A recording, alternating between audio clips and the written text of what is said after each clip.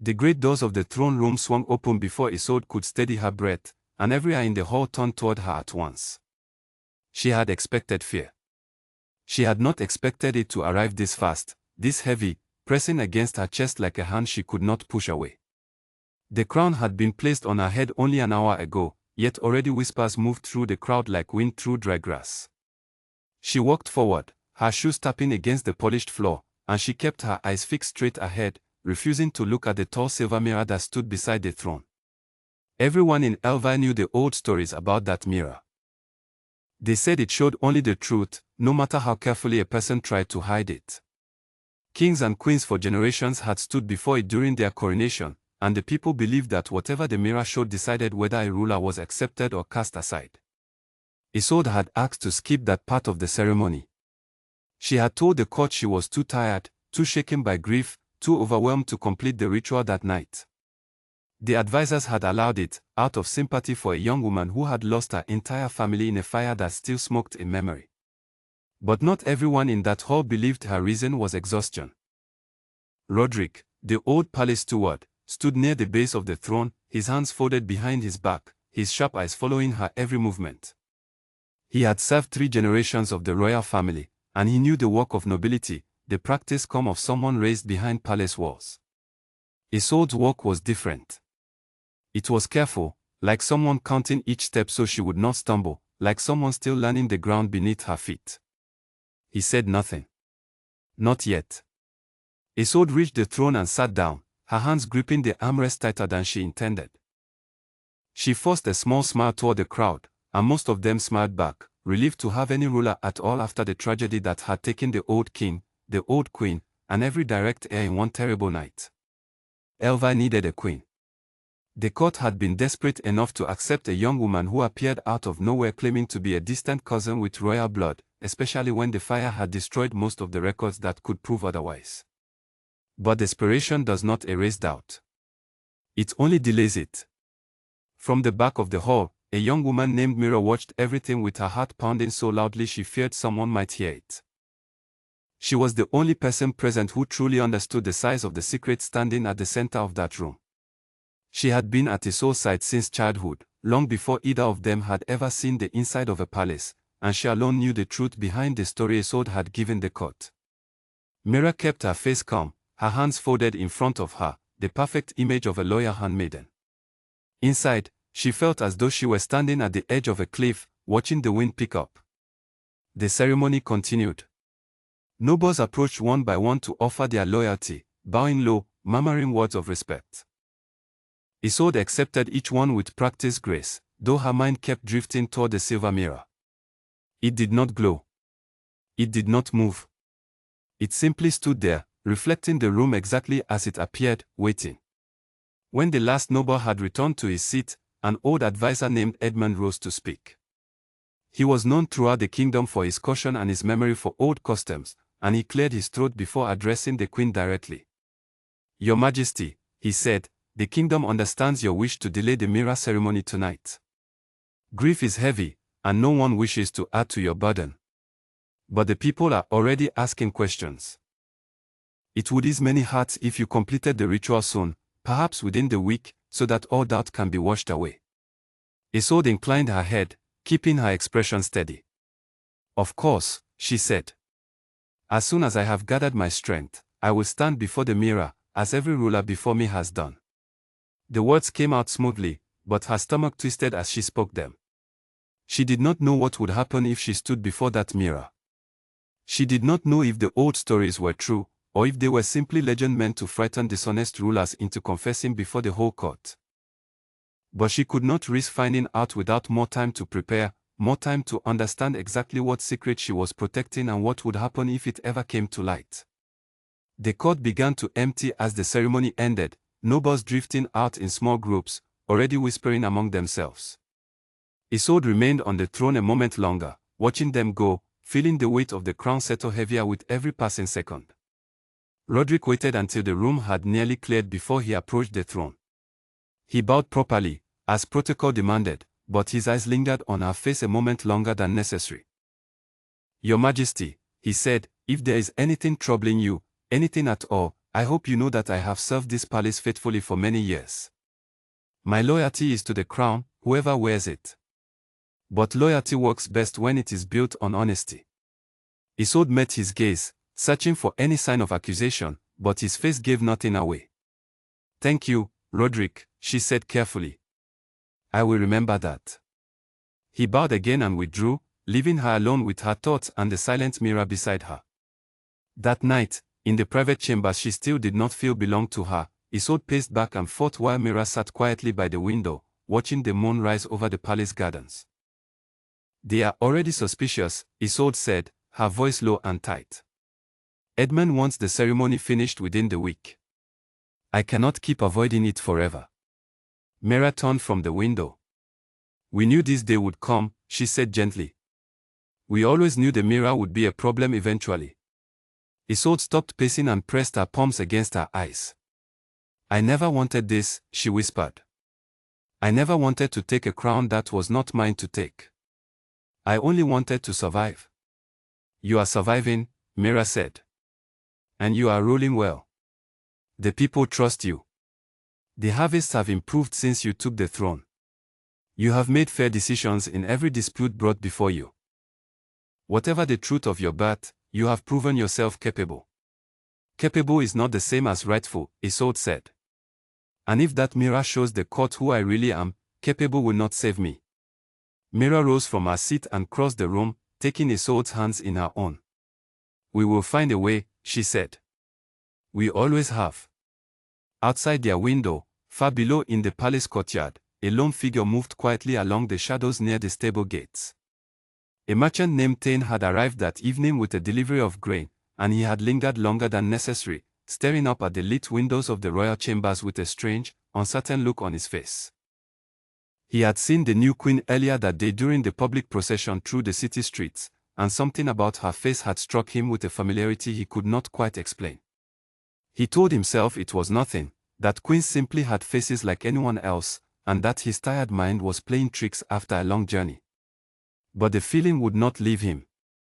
He had seen that face before, years ago, in a small farming village far from the palace walls, on a girl who walked the fields with some brown hands and dust on her boots. He remembered her laugh, sharp and clear, and the way she used to race the other village children down the dirt road that led toward the river.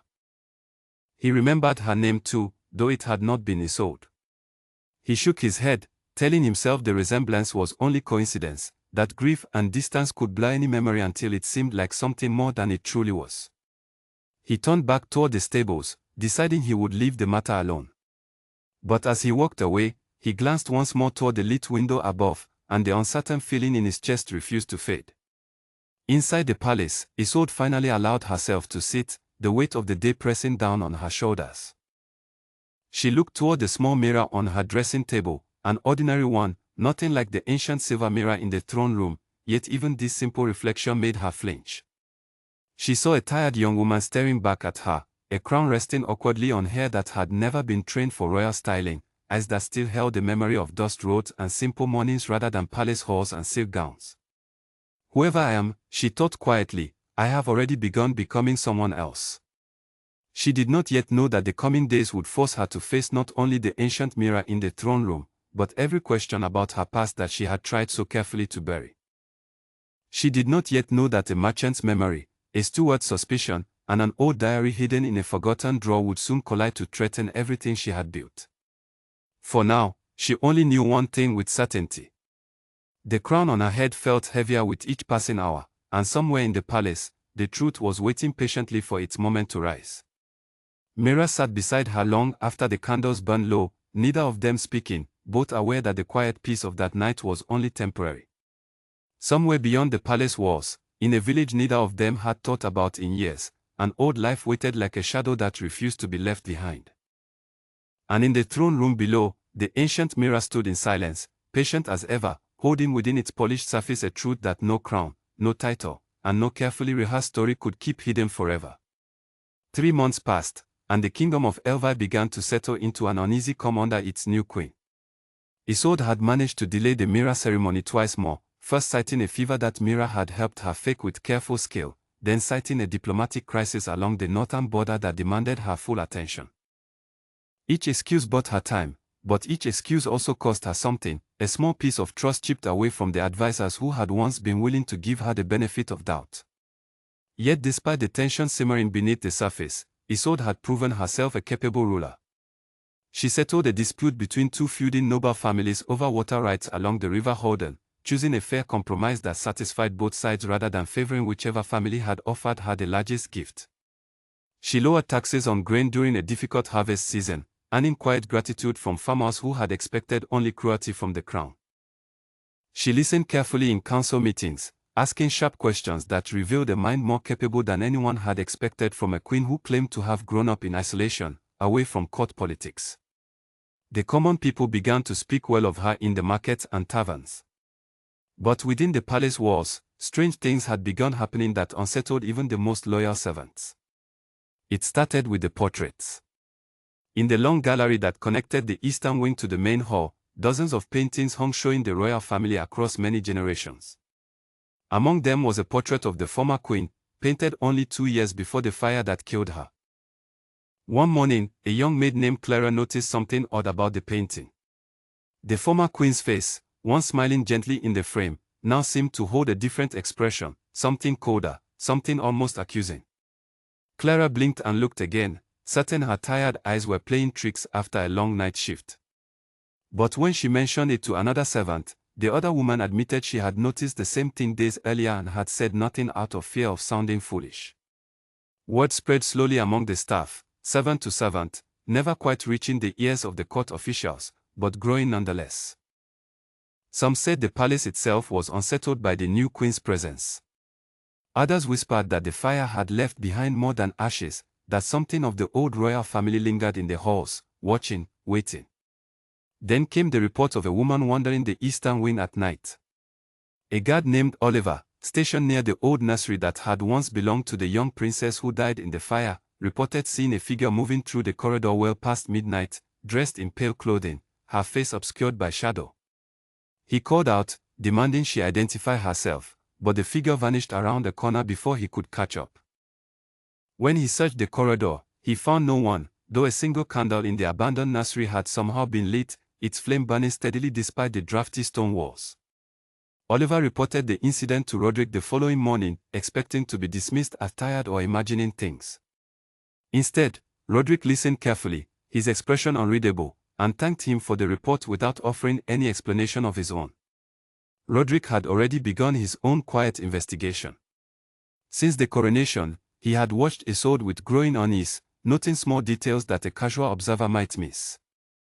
The way she sometimes hesitated before using proper court language, correcting herself quickly as though translating her thoughts from a simpler way of speaking. The way her hands, though elegant in movement now, still bore faint calluses that no amount of palace luxury had fully softened. The way she flinched, just slightly, whenever anyone mentioned the old mirror ceremony. He did not believe she was cruel or dangerous. If anything, her decisions as queen suggested a woman who genuinely cared about fairness and the well-being of her people. But he could not shake the feeling that the story she had told the court, the story of a distant royal cousin who had survived the fire by pure chance, was incomplete at best and false at worst. His search led him to the former queen's private chambers, sealed since the fire and rarely visited by anyone in the palace. With permission from the council to catalogue remaining royal belongings, Roderick spent several quiet evenings sorting through untouched drawers and forgotten chests. It was during one such evening that he found a small leather diary tucked beneath a false bottom in an old writing desk, hidden so carefully that it seemed clear the former queen had wanted it discovered only by someone determined enough to search thoroughly. The diary was written in a careful, private hand, dated many years before the fire. Roderick read through it slowly, his candle burning low as the pages revealed a secret the former queen had apparently carried alone for most of her life. The diary spoke of twin daughters born to the king through a woman outside his official marriage, a scandal so dangerous that the former queen had chosen to hide it rather than risk the disgrace and political chaos that would follow if the truth became known. One twin had been brought into the palace secretly and raised as the official princess, her true parentage never revealed even to the girl herself. The other twin had been sent away to a distant village, placed with a farming family paid generously for their silence, raised in simplicity and hardship far from the comforts of royal life. The diary described the former queen's guilt over this decision, her fear that the secret might one day be discovered, and her quiet hope that neither daughter would ever suffer for a choice that was never truly theirs to make. The final entry, written only weeks before the fire, expressed a growing worry that the hidden daughter, now grown, might someday return to claim what fate and secrecy had denied her. Roderick closed the diary slowly, his hands trembling slightly as the pieces began falling into place. If the diary spoke the truth, then Isolde was not an impostor stealing a crown that belonged to someone else. She was the missing twin, the hidden daughter, a true child of the king by blood, even if her birth had been kept from official record. The princess who had died in the fire alongside the king and queen was not the only rightful heir. There had been two daughters all along, and only one had been raised knowing her true place in the world. The realization brought Roderick little comfort. Whether Isolde was truly royal by blood or not, the court operated on official records and recognized lineage, not secret diaries hidden beneath desk drawers. If he revealed what he had found, the scandal alone might tear the kingdom apart, exposing not only Isolde's hidden identity but the former king's infidelity and the former queen's decades of careful deception. Elva had only recently begun to heal from the tragedy of the fire. Another shock of this magnitude might undo everything. He decided, for the moment, to keep the diary secret to himself, though he began watching Isolde with a different kind of attention, no longer suspicion alone but something closer to careful sympathy mixed with uncertainty about what to do with the truth he now carried. Meanwhile, the merchant Thane had not been able to fully shake the memory that haunted him since the coronation. He returned to the palace several weeks later to deliver another shipment of grain, and this time, he made a point of lingering near the kitchen entrance where servants gathered during their breaks, hoping to overhear any information that might confirm or deny the suspicion growing in his mind. It was there that he struck up a casual conversation with a young stable hand named Henry, mentioning offhandedly that the new queen reminded him of a girl he once knew from a small village called Marrow Creek, several days' journey from the capital. Henry, unaware of any danger in sharing simple gossip, mentioned that he had heard whispers among the older servants about the queen's unusual habits, her calloused hands, her occasional slips in proper speech, quickly corrected but noticeable to those paying close attention. Thane thanked him for the conversation and left the palace grounds that evening with his suspicion nearly confirmed in his own mind, though he still lacked proof. He debated for several days what to do with the information. Reporting it to the court could bring him a reward if his suspicion proved correct, but it could also bring him danger if the queen learned of his interference before he could prove anything. Eventually, driven by curiosity and the hope of a reward, he requested a private audience with the queen herself, claiming he had information regarding palace security that he wished to share only with her directly. Isolde granted the audience, unaware of what awaited her, though a small knot of unease had settled in her stomach the moment she heard the merchant's name mentioned by her attendants. She recognized him immediately when he entered her private study, his weathered face achingly familiar from years long past, from a village she had tried so hard to forget. Thane bowed properly, though his eyes studied her face with open curiosity rather than the respectful distance most visitors maintained. "Your Majesty," he began carefully, "forgive my boldness, but I believe we may have met before, long before you wore a crown." Isolde kept her expression carefully neutral, though her heart pounded against her ribs. "I do not believe we have met," she said evenly. "Perhaps you are mistaking me for someone else." "Perhaps," Thane said, though his tone suggested he did not fully believe his own words. "I simply wish to mention it, in case it might matter to you. A girl from Marrow Creek, with your same eyes, your same manner of speaking before it was polished away. I mean no disrespect, only honesty." Isolde studied him carefully, weighing her options. She could deny everything and risk his continued suspicion spreading through gossip. She could dismiss him from the palace entirely, though that might only fuel his curiosity further. Or she could attempt to buy his silence directly, a risk in itself, but perhaps the fastest way to end the matter before it grew beyond her control. She rose from her seat and crossed to a locked cabinet near her desk, retrieving a small pouch of gold coins that she placed on the table between them. "Whatever you believe you remember," she said quietly, "I would consider it a great kindness if you kept such memories to yourself. Elva has suffered enough uncertainty this past year. I would not wish to add confusion to a kingdom still healing from tragedy." Thane looked at the gold for a long moment before accepting it, tucking the pouch into his coat with a slow nod. Your secret is safe with me, Your Majesty, he said.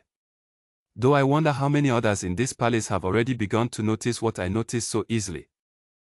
He left without further explanation, leaving Isolde alone with the unsettling realization that her carefully built world had just grown one crack wider, and that gold alone might not be enough to hold back the truth for much longer. That night, she told Mira everything, pacing the length of her chamber as she recounted the merchant's visit word for word.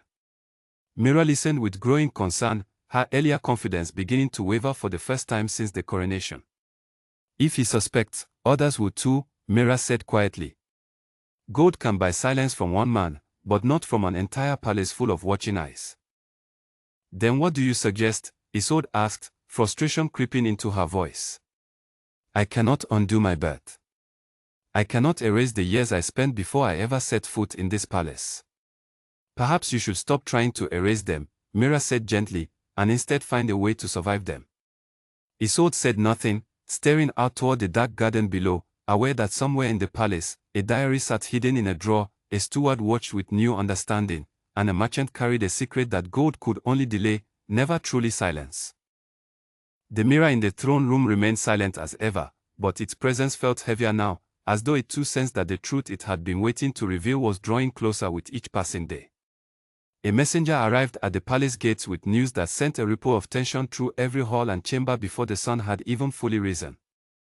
A delegation from the neighboring kingdom of Verat was traveling to Elvi, expected to arrive within the week, and their demands were clear from the very first line of their formal letter. Before any new trade agreements or border treaties could be discussed, they required proof that Elvi's new queen held legitimate royal blood, confirmed through the ancient Mira ceremony that all rulers of Elvi had completed since the kingdom's earliest days.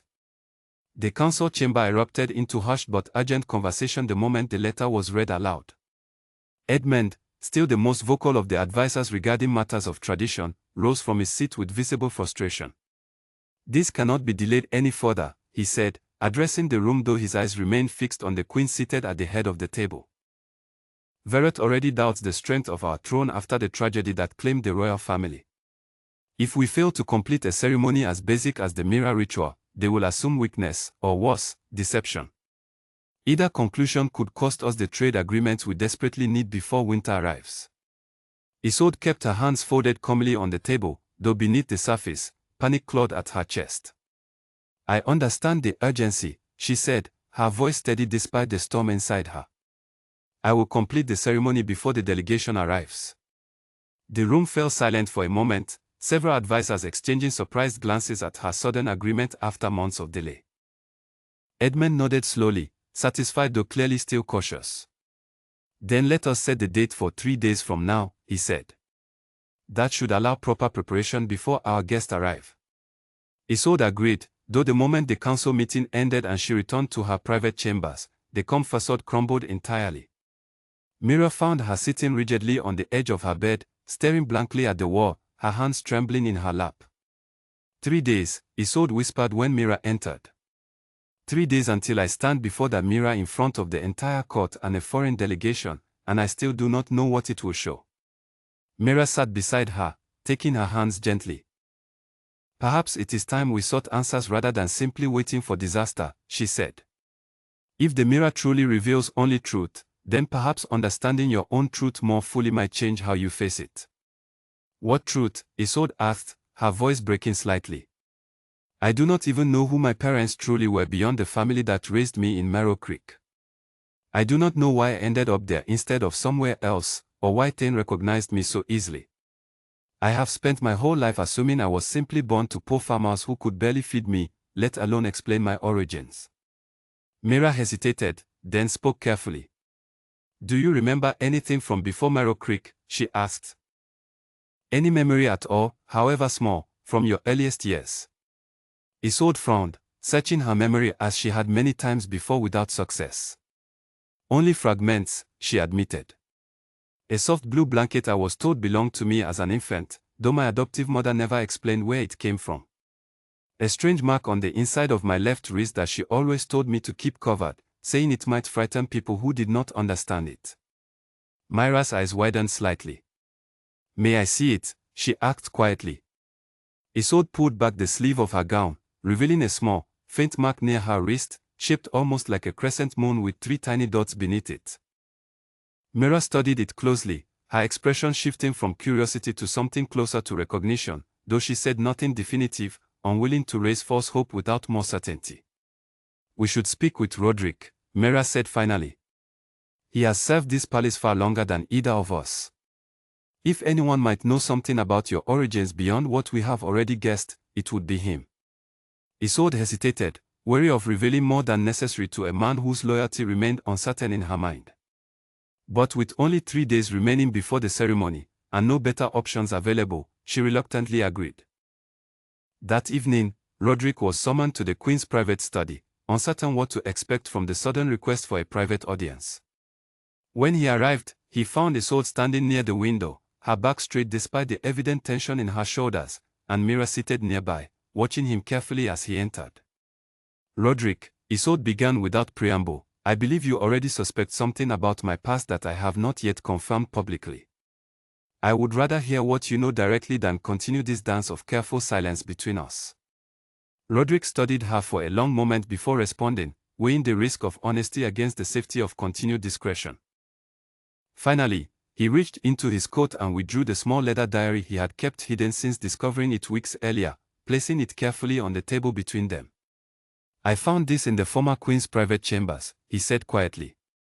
"I have read it many times since, and I believe it explains a great deal about who you truly are, Your Majesty, though perhaps not in the way either of us expected." Isolde opened the diary with trembling hands, reading through the pages slowly as Mira leaned close beside her, both women absorbing the former Queen's careful, guilty confession written so many years earlier. When Isolde finally looked up, her eyes were bright with unshed tears, though her expression carried something new alongside the fear that had gripped her for months, a flicker of something closer to understanding. "I am not an imposter," she whispered, almost to herself. "I am truly her daughter, born the same night as the sister I never knew I had." Roderick nodded slowly. "If this diary speaks the truth, then yes, Your Majesty, you carry royal blood as surely as the princess who died in the fire. The crown you wear may not have come to you through official record or public knowledge, but it did not come to you through deception either, not in the way the court fears." "Then why do I still fear the mirror?" Isolde asked, her voice trembling. "If this truth is real, why do I still feel as though standing before it would destroy everything I have built?" "Because truth, even honest truth, can still overwhelm a court unprepared to hear it," Roderick said gently. "The scandal of the former king's infidelity, the secrecy maintained by the former queen for decades, the abandonment of an infant princess sent away to live in poverty while her sister grew up in comfort and privilege, none of this will be easy for the nobles or the common people to accept, regardless of how sympathetically the truth is presented." Mira spoke up then, her voice steady despite the tension filling the room. "Perhaps the answer is not to hide from the mirror ceremony any longer," she said, "but to prepare the court beforehand, carefully, so that whatever the mirror reveals arrives alongside context and understanding rather than shock and confusion alone." Isolde considered this for a long moment, the weight of the decision settling heavily across her shoulders. "If we tell the truth beforehand," she said slowly, "we risk the delegation from Verrat hearing of scandal before the ceremony even begins, potentially souring negotiations regardless of my legitimate bloodline. But if we say nothing and the mirror reveals everything without warning," Roderick countered, "the shock alone may cause the court to react with suspicion rather than sympathy, assuming deception where none truly exists."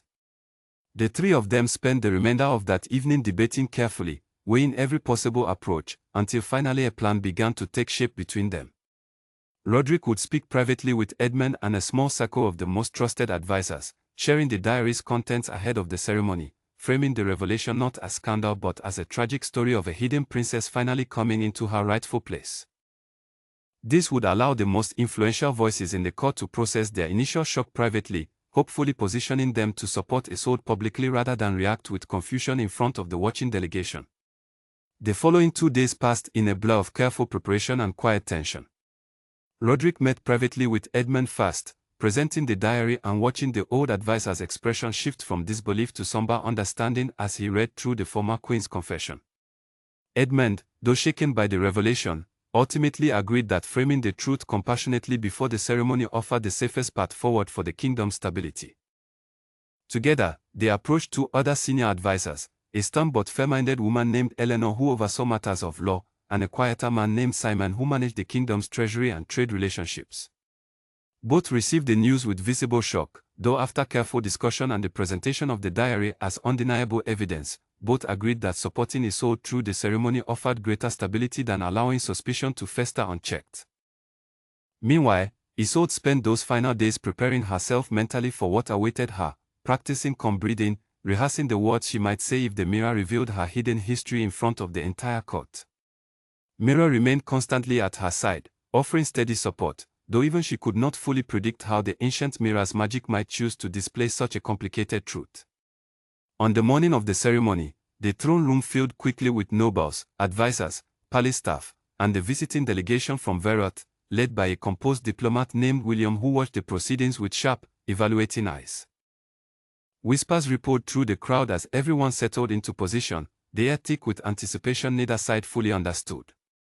Isolde entered wearing her full ceremonial robes, her crown resting steady atop her carefully arranged by Mirror that morning.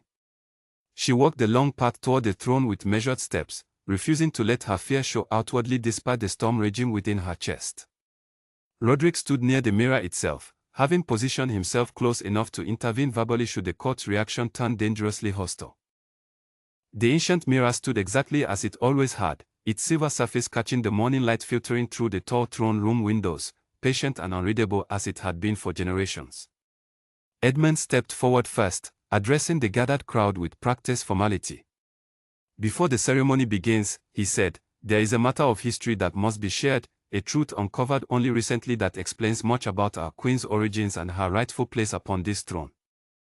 The room fell into stunned silence as Edmund carefully recounted the diary's contents, framing the story with the compassion and context that Roderick, Isolde, and Mirror had worked so hard to establish beforehand. He spoke of the former king's hidden affair, the birth of twin daughters, the former queen's difficult decision made out of fear rather than cruelty, and the tragic separation of two sisters who never had the chance to know each other before one perished in the fire that claimed the rest of the royal family. Gasps rippled through the crowd as the story unfolded, nobles turning to whisper urgently among themselves, the visiting delegation exchanging startled glances at this unexpected revelation. Isolde stood perfectly still beside the throne, her heart pounding as she watched the reaction spread across the room like ripples across still water. When Edmund finished speaking, the room remained silent for a long, heavy moment, until William, the Verot diplomat, finally spoke, his voice carrying clearly across the hushed hall. A remarkable story indeed, he said, his tone carefully neutral. But stories alone do not satisfy the requirement of formal recognition between kingdoms. If this queen truly carries royal blood, let the mirror confirm what words alone cannot. Edmund nodded, turning toward Isolde with an encouraging, if nervous, expression. The moment had arrived, sooner than she had prepared for, faster than her racing heart could fully accept. Isolde stepped forward, her ceremonial robes trailing softly against the polished floor, until she stood directly before the ancient silver mirror, close enough to see her own reflection staring back at her, pale and uncertain despite every effort at composed dignity. The entire throne room held its breath as she raised her eyes to meet the mirror's surface directly, uncertain whether it would show comfort or catastrophe, truth that would save her or truth that would destroy everything she had worked to build since the night she first wore this crown. For a long moment, nothing happened. The mirror remained still, reflecting only the ordinary image of a nervous young queen standing before a watching court. Then, slowly, the silver surface began to ripple, like water disturbed by an unseen stone, and the reflection within began to shift into something far beyond an ordinary mirror's capability. The rippling surface of the mirror settled into an image unlike anything the gathered court had ever witnessed. Instead of a single reflection, two figures appeared within the silver frame, standing side by side, identical in every feature, both wearing simple village clothing rather than royal robes. The crowd gasped audibly as the image shifted further, showing the two young women as children, playing together in a sunlit garden that none of them recognized, laughing in a way that suggested a bond deeper than mere resemblance.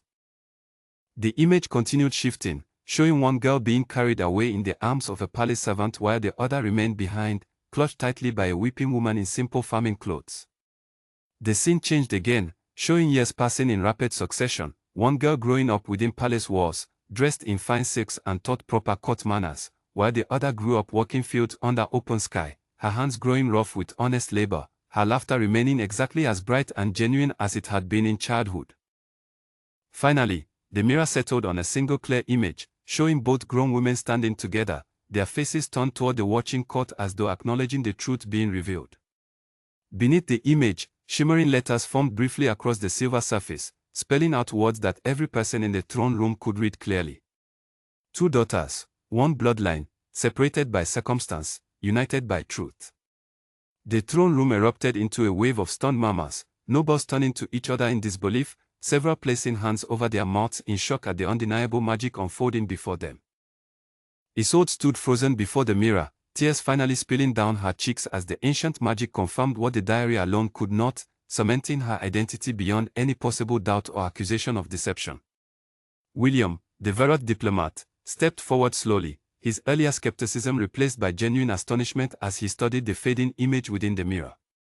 The mirror of Elvire has spoken clearly, he announced to the gathered court. Whatever the circumstances of her birth, this queen carries the blood of the former king as surely as her sister did. Verot will recognize her reign as legitimate, and we look forward to renewing our trade discussions on stronger footing than before. A ripple of relief passed through several advisers at these words, though the shock among the common nobility had not yet fully settled.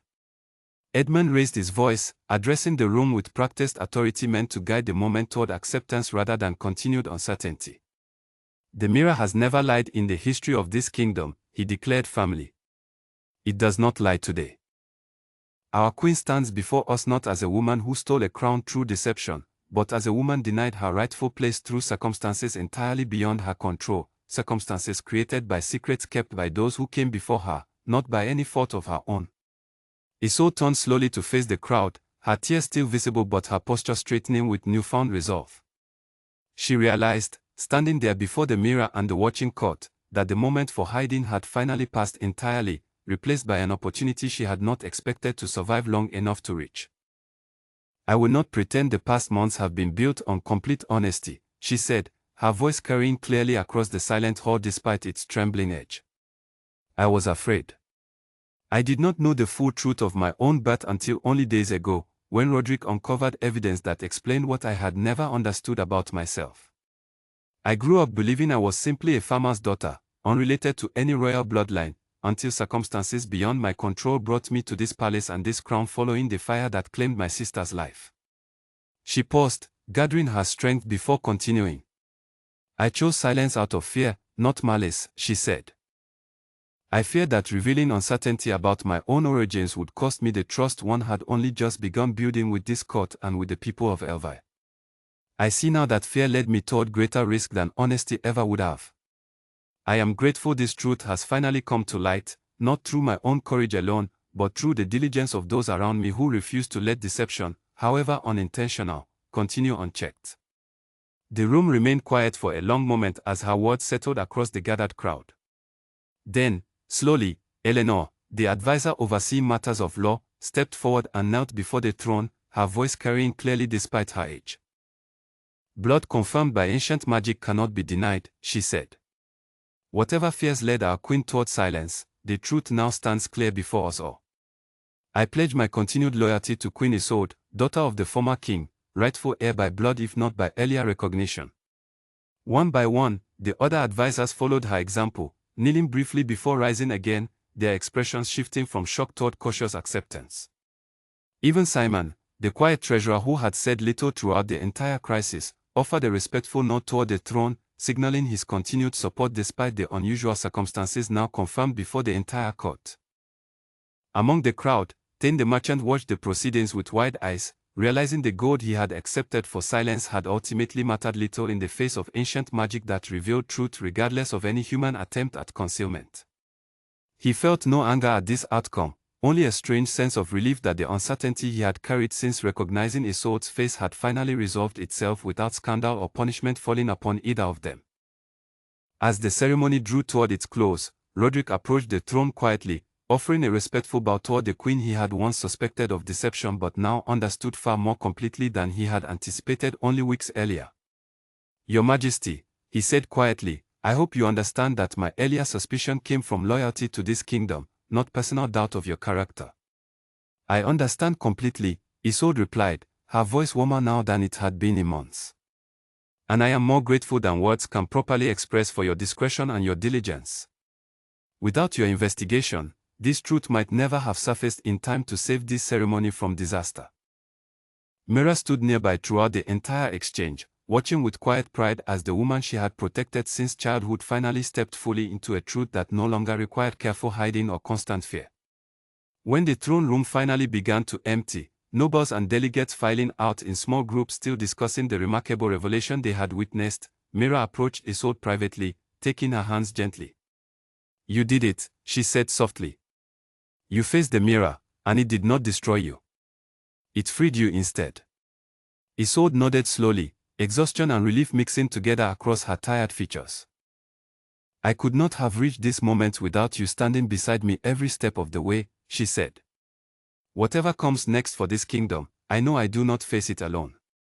As the throne room emptied entirely, leaving only the ancient mirror standing silent once more beside the throne, Isolde allowed herself a final glance toward its silver surface. The image of the two sisters had faded completely now, leaving only her own reflection staring back, calm and steady in a way it had never appeared before that day. The truth had finally been spoken, confirmed not through careful diplomacy or clever excuses, but through ancient magic that recognized no deception, only the honest blood running through her veins. Yet even as relief washed over her, Isolde understood that revealing the truth marked only the beginning of a new challenge, one that would require careful work to fully heal the kingdom's uncertainty and rebuild complete trust between herself and the people she had sworn to protect. Outside the palace walls, news of the ceremony spread quickly through the capital city, carried by nobles returning to their estates and servants sharing the remarkable story with friends and family throughout the evening. By nightfall, most of the common people had heard some version of the tale, a hidden princess separated from her sister at birth, finally revealed through the ancient mirror's undeniable magic, her rightful place confirmed before nobility and foreign delegates alike. Reactions varied throughout the city. Some expressed sympathy for a young woman denied her true heritage through circumstances entirely beyond her control. Others expressed lingering unease at the months of concealment that had preceded the revelation, wondering what other secrets might still remain hidden within palace walls. Isolde understood, as she retired to her chambers that night utterly exhausted from the day's events, that winning back complete trust would require more than a single dramatic ceremony, however powerful its magic had proven to be. Still, for the first time since accepting the crown, she allowed herself to feel something closer to hope than fear as she prepared for sleep, knowing that whatever challenges remained ahead, she no longer carried the crushing weight of a secret that could destroy everything at any unexpected moment. Word of the mirror ceremony reached every corner of Elva within days, spreading from the capital city outward through smaller towns and farming villages until even the most remote corners of the kingdom had heard some version of the remarkable story. Isolde knew that surviving the ceremony itself had only been the first step toward truly securing her place as queen, and the weeks that followed demanded careful, deliberate work to rebuild the complete trust of her people. She began by traveling personally to several regions of the kingdom, something no ruler of Elva had done in generations, choosing to meet her people directly rather than simply issuing proclamations from the safety of the palace. Mira accompanied her on every journey, and Roderick arranged careful security while also handling the countless logistical details required for a queen to travel safely through her own kingdom. Their first destination was a small farming region near the eastern border, an area that had suffered particularly hard during the previous difficult harvest season. Isolde arrived not in an elaborate carriage surrounded by excessive guards, but in a modest wagon accompanied only by a small trusted escort, wanting to demonstrate humility rather than distant royal grandeur. The local villagers gathered cautiously at first, uncertain how to receive a queen whose story had become the subject of so much recent gossip and speculation. Isolde spoke directly to them, standing in the village square rather than from any raised platform, her voice carrying honestly across the gathered crowd without the formal distance typical of royal announcements. "I understand many of you have heard the story of my birth," she said. "I will not pretend the circumstances were simple, or that the path bringing me to this crown followed any traditional expectation. I grew up much like many of you, working land with my own hands, understanding hardship not through stories told by others but through lived experience. I believe this understanding makes me a better queen, not a weaker one, because I know firsthand what struggles many of you continue facing even as the kingdom slowly heals." A murmur passed through the crowd, some faces still skeptical, others softening visibly at her words. An older farmer stepped forward eventually, his weathered face studying her carefully before speaking. "Your Majesty," he said, "forgive my bluntness, but many of us wondered whether a queen raised among nobility could ever truly understand our struggles. Perhaps your unusual path to this crown serves us better than we first realized." Isolde nodded respectfully toward him. "I hope to prove that through action rather than words alone," she said. "I have already begun adjusting tax policies to better support struggling farming communities, and I intend to continue listening carefully to concerns from every region of this kingdom, not simply those closest to the palace." Over the following weeks, similar scenes repeated themselves throughout Elva, as Isolde visited village after village, listening to concerns, addressing grievances directly, and gradually building genuine connection with common people who had initially doubted her legitimacy. Meanwhile, back within the palace, Roderick worked carefully to manage remaining tension among certain conservative nobles who still harbored quiet reservations about a queen whose path to the throne had been so unconventional. One such noble, a proud and traditional man named Charles who held significant influence among the eastern estates, requested a private meeting with Roderick shortly after the queen's return from her village tour. Charles expressed concerns shared quietly by several other nobles regarding precedent, worried that accepting an unofficial heir through mirror magic alone might weaken the importance of proper royal documentation for future successions. Roderick listened patiently before responding carefully. "The mirror has served this kingdom faithfully for many generations," he said. "Its magic exists precisely for situations too complicated for ordinary documentation alone to resolve.